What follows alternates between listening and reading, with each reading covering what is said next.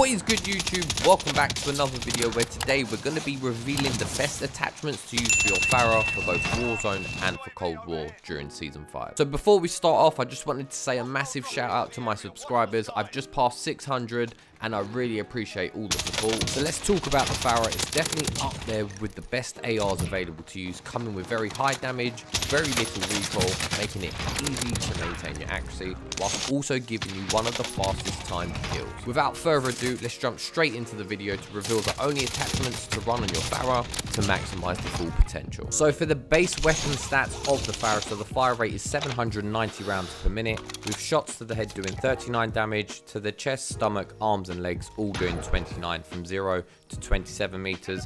For anything greater than that, shots to the head will do 35 damage, to the chest, stomach, arms and legs all doing 26. So starting off with the muzzle, I'm using the GRU suppressor. So using this is going to keep us off the minimap when firing our weapon, giving our weapon sound suppression, assistance with vertical recoil, giving us more bullet velocity, meaning our bullets are going to travel much faster, ensuring we get those hit detections on our enemies, as well as increasing the damage range of our FARA. Now we are impacted with 3 negative, one of those which is ADS speed. Alternatively, what I can suggest is if you're not too bothered with a decrease in damage range and less vertical recoil control, you could go with the suppressor, which will of course keep you off the minimap when firing your weapon, but will also give you faster ADS speeds and sprint to fire time. This is also another good option, especially if you want to be a bit more aggressive.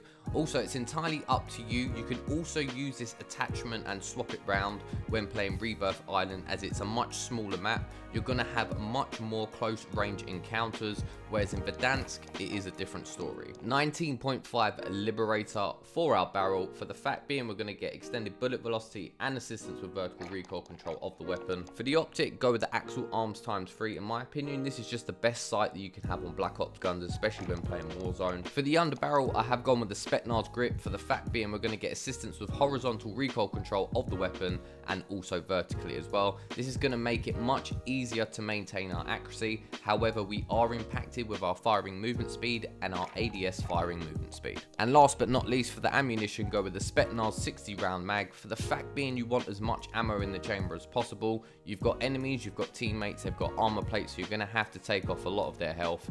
The only downside to this is your ADS time is going to be impacted, as well as it's going to take a bit longer to reload. Now moving on to Cold War, so for the muzzle, go with the suppressor, for the fact being we're not going to show up on the minimap when firing our weapon. We're also going to get 100% muzzle flash concealment. We are impacted with our damage range and our bullet velocity by 8%. However, not to worry, because what we're going to put on it next is going to be the 19.5 Liberator. Now, the reason we are choosing this is because we are going to get 100% bullet velocity, so our bullets are actually going to register, so the hit detection much quicker than without it on. So this is probably one of the most important things, especially to have on your AR or your weapons really when playing Call of Duty Cold War. Now the FARA in Cold War, I tend to find it's actually very easy to control. So what I'm going to go with the underbarrel is going to be the foregrip, for the fact being we're getting 15% horizontal recoil control with no cons.